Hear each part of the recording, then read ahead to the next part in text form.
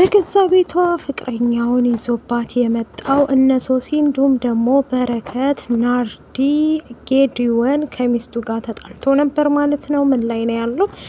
ሶሲም እንግዲህ ሀና ጋር ትቷት እንደጠፋ አይተናል ማለት ነው። አስረግዟት ጉጉ ትቷት ጠፍቷል። ያንጓጓውና ሂዊ ጋር ሂዶ ነው እያለች ብቻዋን እያብሰለሰለች ትገኛለች። ሶስና ማለት ነው እየተበሳጨች እንዴት በዚህ ልክ ትቶኝ ይሄዳል እያለች ነው ማለት ነው። ሰላም ጤና ይስጥልኝ። ዛሬ ደግሞ ክፍል 74ን ይዤላችሁ መጥቻለሁ። በገዛ ቤቷ የሚለውን ማለት ነው። እንግዲህ ናርዲ አይዞሽ እያለቻት ትገኛለች። ልጇንም ይዛ ማለት ነው። ልጇን እያሳደገኝ በረከትም አይዞሽ ይመጣል አታስቢ ይሏታል ማለት ነው። ሶስና በጣም አዝናለይ። አናጋው ትቷት እንደጠፋ እናቷ ደግሞ ልትመጣ ነው ከሀገር ቤት ማለት ነው። እሱን በማስመልከት በጣም ጭንቀት ውስጥ ገብታለች ማለት ነው። እናቴ ከመጣች እኮ ሁሉም ነገሬ ይበላሻል እያለች ነው ሶስና ማለት ነው።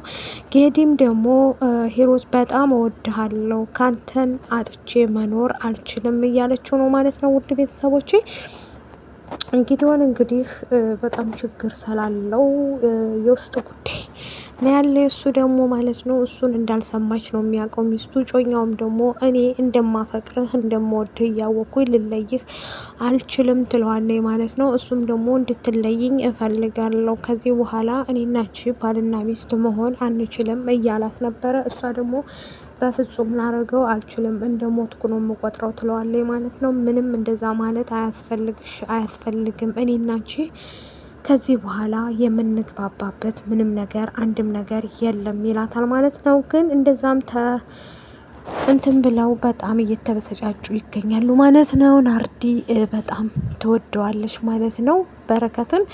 እሷ ምን በምወደው ልክ ሶስና ተጣበቀባት መሰለኝ የነ ናርዲና የበረከት ጭቅጭቅ ማለት ነው። አሁን ላይ ሶስና በጣም ሀሳብ ላይ ገብታለች። ለእንትናም ስደውልለት ስልክም አያነሳም ስልኩ ዝግ ነው እያለች ነው እንትና ማለት ነው። ማን ነበር? አናጋው እንግዲህ ትቷት ጠፍቷል። ምናልባት ስደት ተመልሶ ሄዶ ይሆን እንዴ? ወይስ ደግሞ ምን ሆኖብኝ ነው እያለች ክላሱን ላጸዳ ሄጄ ነበር ናርዲ ትላታለች። ግን እሱ የለም ሂዷል፣ ሻንጣውን ይዞ ነው የሄደው ስትላት፣ ወይ ምናልባት ሊያሳጥቡ ውስጡ ይሆናላ ትላታለች። ከመቼ ወዲህ ነው አናጋው ልብሱን የሚያሳጥበው? እኔ እኮ ነኝ የማጥብለት ትላለች ማለት ነው። በዛ ብዛ የተነሳም ደግሞ ምንም ነገር እንደሌለ እነግራችኋለሁ ትላታለች ማለት ነው። እንግዲህ ምንም ችግር የለም ሰርጋችሁንም እናትሽም እዚህ ይምጡ እናትሽን እኔ ትንከባከባቸዋለሁ ምንም ችግር የለም አታስቢ ትላታለች ናርዶስ ማለት ነው። እሷም ደግሞ እሺ ናርዲ ግን ምንድን ነው ማረገው ትላለች ማለት ነው። እናቷ እንግዲህ የሶሲና ወደ አዲስ አበባ ሊመጡ ነው ከክፍለ ሀገር ማለት ነው። ከዛ ለማን ልድሩኝ ነው ትላታለች ማለት ነው።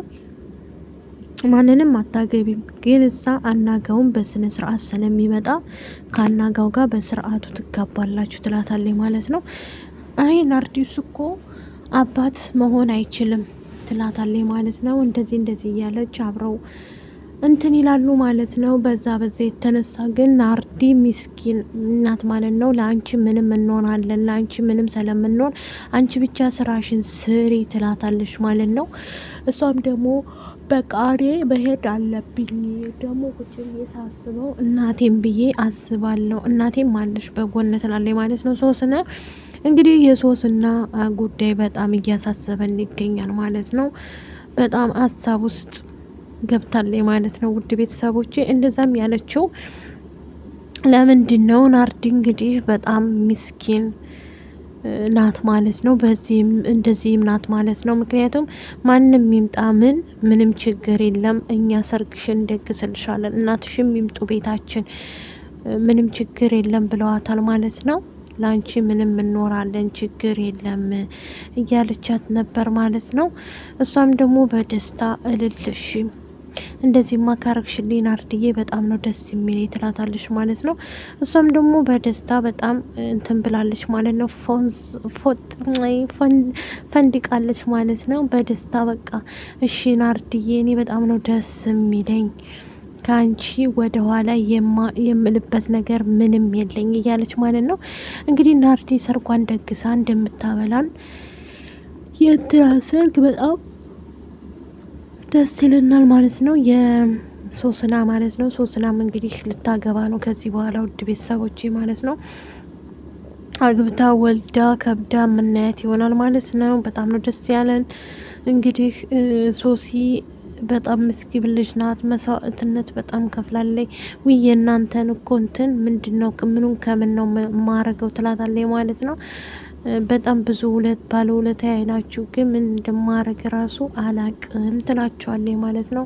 ምንም ችግር የለም አንቺ ያረግሽውን እኛም ብዙ ነገሮችን ስላረግሽ ላንቺ ይሄ ትንሽ ነገር ነው።